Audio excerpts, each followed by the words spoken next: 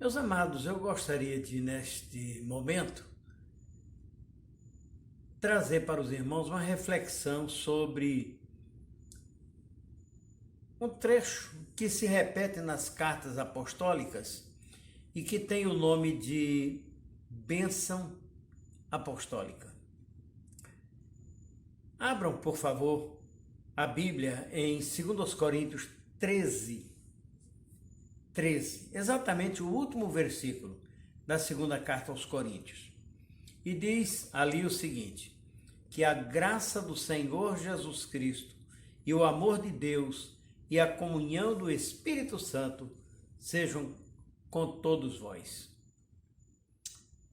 Pois é, irmãos, as cartas do apóstolo Paulo, especialmente, elas se encerram com uma bênção. Algumas dessas bênçãos são bem simples. Por exemplo, em Colossenses 4,18, diz simplesmente assim: a graça seja convosco. Isso vai se repetir em 1 Timóteo, em Tito. Outras já são um pouco mais elaboradas, um pouco mais extensas, pelo acréscimo de uma expressão que tem um significado mais completo, como por exemplo, a graça de nosso Senhor Jesus Cristo seja, irmãos, com o vosso espírito. Essa é encontrada em Filipenses, em Gálatas, 2 Timóteo, Filemon, ou ainda aquela que diz: a graça seja com todos vós, os que amam a nosso Senhor Jesus Cristo com amor incorruptível. Belíssima esta bênção dada pelo apóstolo Paulo em Efésios, em Romanos, 1 Tessalonicenses e também 2 Tessalonicenses. Pois é, irmãos, o fato é que aqui em 2 Coríntios 13, nós temos uma oração no sentido de que a ação graciosa, essa ação plena da graça de Deus, da graça de Jesus Cristo, seja dirigida aos irmãos da igreja de Corinto. Aliás, uma igreja que tinha problemas muito peculiares, a fim de que a igreja pudesse conhecer de novo o amor de Deus e que fosse uma bendita realidade a comunhão criada pelo Espírito Santo. E essa é a bênção que vai ser o objeto da nossa reflexão neste momento. É a oração que nos vem pela graça de nosso Senhor Jesus Cristo, que nos tirou das trevas para a maravilhosa luz do Evangelho. É a oração que pede o amor de Deus, amor que sequer poupou seu Filho em nosso benefício. É a oração também pela comunhão do Espírito Santo, que congrega os seus filhos em uma só família, que é a família de nosso Senhor Jesus Cristo. Mas eu queria pensar por absurdo, está certo? Então vamos fazer a nossa argumentação, a nossa discussão, o nosso trabalho, assim por absurdo. Se fosse um grande engano, uma mentira, uma escandalosa fraude, a bênção apostólica, o que é que seria de nós, meus irmãos? Então vamos começar. Se não fosse verdade a graça de nosso Senhor Jesus Cristo, a primeira grande consequência é que não haveria salvação. Se a graça de Deus fosse uma mentira, não haveria salvação. Porque, por definição, a graça é o amor gratuito de Deus. É aquele amor espontâneo, é o amor imerecido para com os pecadores. É a fonte, é a matriz da salvação, como ensina Efésios 2, o verso 8. Isso significa, então, que porque o Senhor é misericordioso, os pecadores são também perdoados. Isso significa que os pecadores são convertidos. Isso significa que são purificados e salvos. E não acontece isso por mérito de cada um de nós. Não, não. Vem pela boa vontade, unicamente, pela piedade, pela compaixão da parte de Deus. Agora, se não existisse a graça do Senhor Jesus Cristo, nós não seríamos salvos das garras do mal, do poder de Satanás. Mas glória a Deus, meus irmãos, que o rio da graça de Deus não é um rio poluído, de águas sujas, infectadas. Pelo contrário, a Bíblia diz que a misericórdia de Deus dura para sempre, que a misericórdia de Deus é a causa de não sermos consumidos. E há inúmeros textos da palavra de Deus que nos asseguram dessa maravilhosa verdade. Mas se tudo isso é fantasia, se é um logro, se é um engano, nós continuamos perdidos e estamos anunciando, estamos pregando uma esperança vã, absolutamente vazia, sem solução para a vida espiritual de ninguém. Mas não é assim a graça de Jesus Cristo. Não. A salvação é um cumprimento do plano original de Deus na criação. E esse verbo que é traduzido como salvar, na realidade significa tornar a pessoa íntegra e curar aquele que está ferido. E até mesmo consertar aquele ou aquilo que está quebrado e libertar também aquele que está preso, conforme Jesus pregou na sinagoga de Nazaré. Tudo isso vem do amor redentor. Eu diria mais, se não houvesse a graça divina, meus queridos, não haveria vida. Vida eterna? De jeito nenhum. Na verdade, o Evangelho nem é ensinar a viver. É um absurdo, não é? Na realidade, o Evangelho é vida. Ele não ensina a viver, ele é vida. É vida pura, é vida abundante, é vida de qualidade. É essa vida que o Senhor Jesus Cristo veio nos trazer. É essa graça, portanto, que vem por Jesus Cristo, conforme ensina João 1,17, que é uma graça sem freios, transbordante, superabundante, como 1 Timóteo 1,14 foi traduzido por alguém. A graça de nosso Senhor alagou a minha vida, no dizer de um religioso do século XIX. Pois bem, meus amados, a graça e o amor do Senhor transbordou e alagou a minha existência. É isso que é a graça de Jesus Cristo. Essa graça também fez mais por nós. Nos colocou no meio de um povo especial, de uma família santa, exclusiva, separada, escolhida. Mas nada disso existiria se não fosse verdade a graça de nosso Senhor Jesus Cristo. Quer ver uma segunda consequência? Se a graça fosse uma mentira, não haveria perseverança dos crentes, não haveria certeza da salvação. Uma coisa eu sei, aprendi na palavra, é que a salvação não é uma fumaça que se dissipa no ar.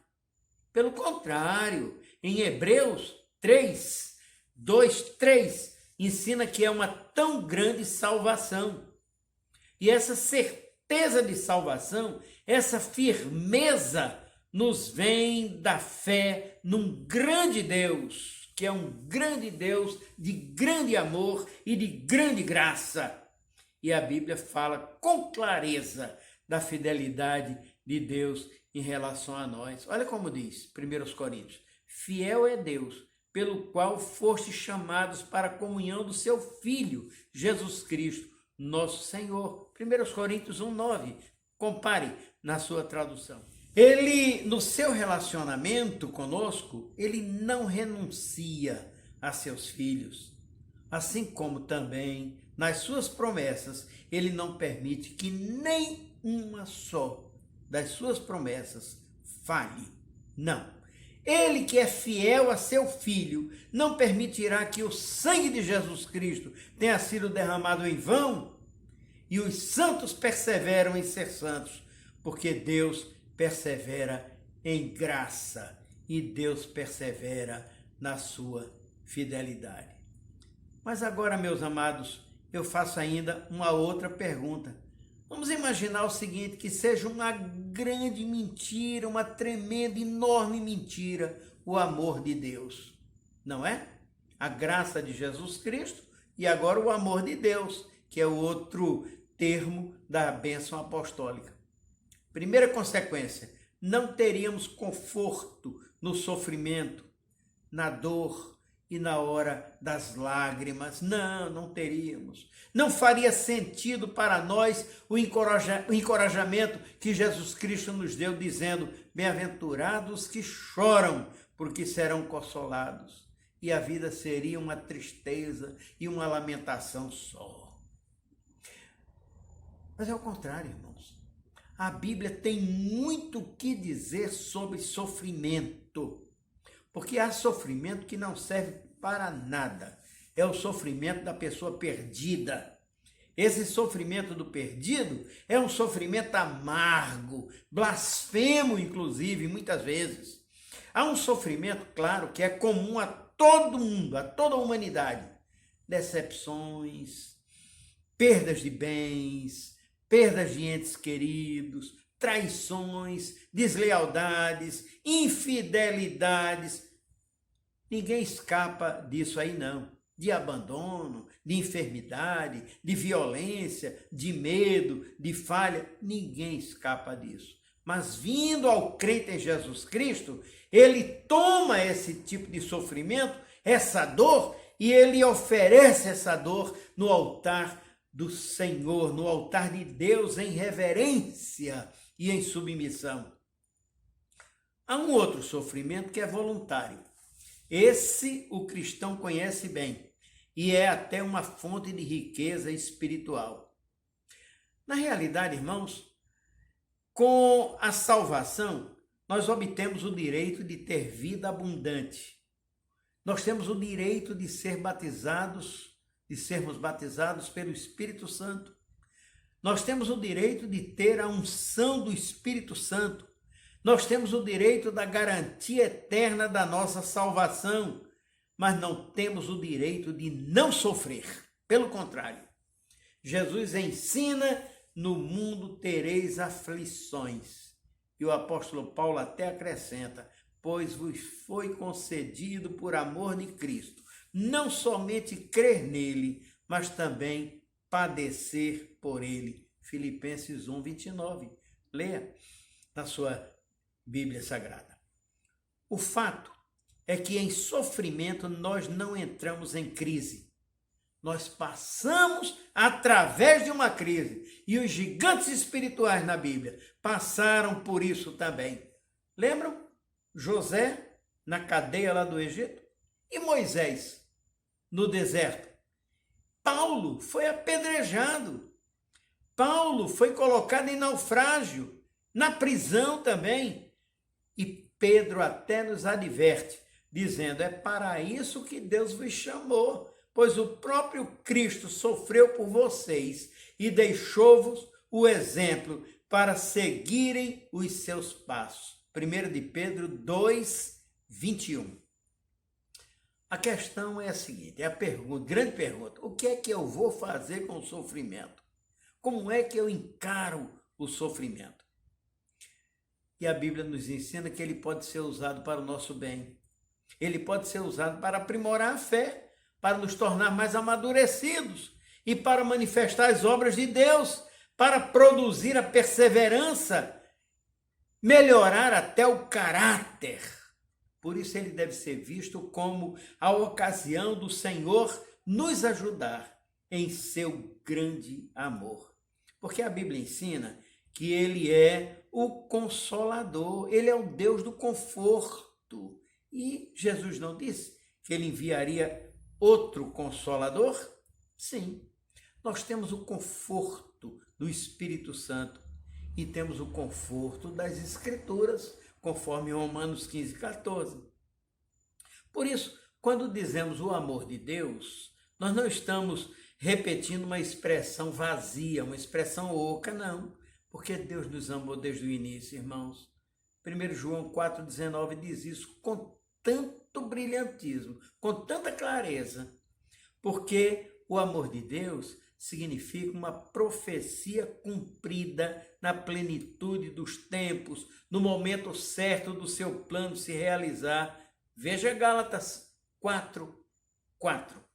No entanto, se não fosse verdade, se fosse um embuste, o amor de Deus, nós não teríamos o Criador, o nosso Salvador, como nosso escudo, como refúgio e como fortaleza, como pastor, como aquele que tem provisões superabundantes para os seus, o que supre todas as nossas necessidades, porque tudo é o modo de encarar o sofrimento, como a Escritura nos ensina. Mas vamos adiante. E se não fosse verdade a comunhão do Espírito Santo, o que é que aconteceria conosco? Veja bem. Primeiro, não haveria unidade de propósito. Não haveria unidade de objetivo. Não haveria unidade de missão da igreja. Porque a unidade dos crentes não é que todos sejam iguais em capacitação ou em todos exercerem a mesma atividade, mas em que todos tenham a mesma experiência com Jesus Cristo e com o seu Espírito. E olha que o apóstolo Paulo chega ao ponto de dizer em Efésios 4, de 1 a 6, rogo-vos, pois eu, o prisioneiro no Senhor, que andeis como é digno da vocação com que fostes chamados, com toda humildade e mansidão, com longanimidade, suportando-vos uns aos outros em amor, procurando diligentemente guardar a unidade do Espírito no vínculo da paz. E ele diz, há um só corpo, olha aí a unidade, e um só Espírito, como também fostes chamados em uma só esperança da vossa vocação. Maravilhoso. Então, ter comunhão é participar, é ter em comum, não apenas um acordo de amigos, mas compartilhar a nova vida em Jesus Cristo, a salvação comum, o propósito comum, a esperança comum. Por isso, a comunhão do Espírito Santo é uma expressão que resume todas as atividades variadas do Espírito Santo em relação à vida cristã e nos capacita a ser crentes em Cristo e nos torna parte do corpo de Jesus Cristo. É também a base da nossa segurança, é a garantia da nossa herança futura e concede dons para o exercício dos ministérios e capacita para o serviço, criando unidade entre os crentes.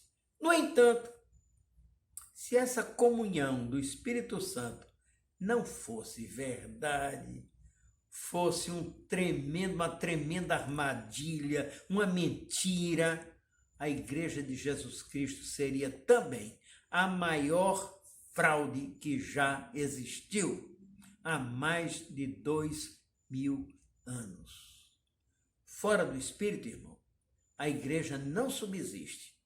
Sem a sua comunhão, é apenas um clube, realmente. É um grupo de amigos ou um grupo de idealistas. Mas a plenitude de bênçãos do Espírito só pode ser experimentada pela comunhão dos crentes na igreja. A plenitude não pode ser gozada individualmente. Há indivíduos que, em separado, recebem isso, mas em comunhão formam essa comunidade que é a Igreja de Cristo Jesus. O Novo Testamento, meus amados, não encoraja um cristianismo independente e individual, mas sempre em comunhão uns com os outros e todos no Espírito. É por isso que temos tanta saudade de estar juntos, estarmos ali na igreja juntos, cantando juntos, orando juntos, aprendendo juntos. Eu espero, sinceramente, que ninguém tenha, eu sei que o povo da Igreja Batista Sião, as ovelhas minhas em Sião, não são assim. Mas pode ser que alguém esteja me ouvindo e pense o seguinte: bom, quando passar a pandemia, eu vou poder ficar em casa e assistir, o que é pior, e não participar do culto através da televisão, porque da agora em diante é assim que vai ser, meus amados. Nós não podemos, não é assim que a Igreja de Cristo trabalha. Nós não trabalhamos sem comunhão, nós não trabalhamos isoladamente. Então, se não fosse verdade a comunhão do Espírito Santo, também não teríamos forças na hora da tentação. Sim, ninguém precisa sair atrás da tentação, não. Ela vem. Ela vem aos crentes antigos, ela vem aos crentes novos, ela vem aos crentes em todos os estágios. E o próprio Senhor Jesus Cristo foi tentado. Lembram? Mateus 4 fala disso. Mas a tentação é uma encruzilhada com os letreiros invertidos. O caminho errado diz caminho da felicidade.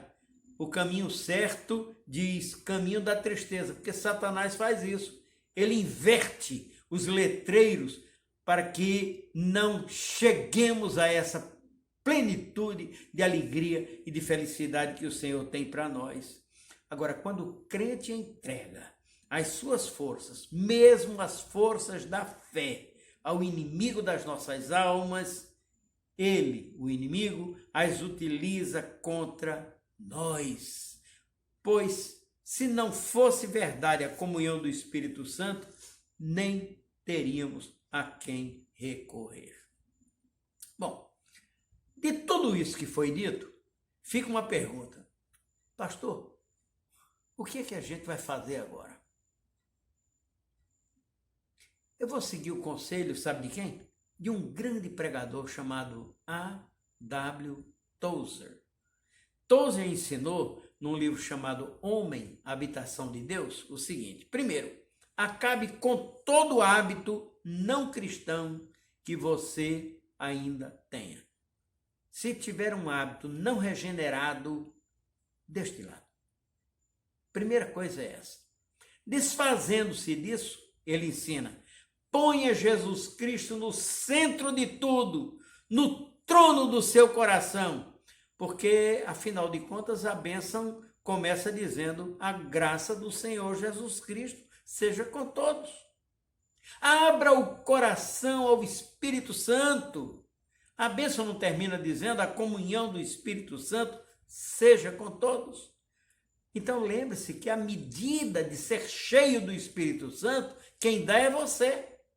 Se você der um copinho de café, é o que você vai ter.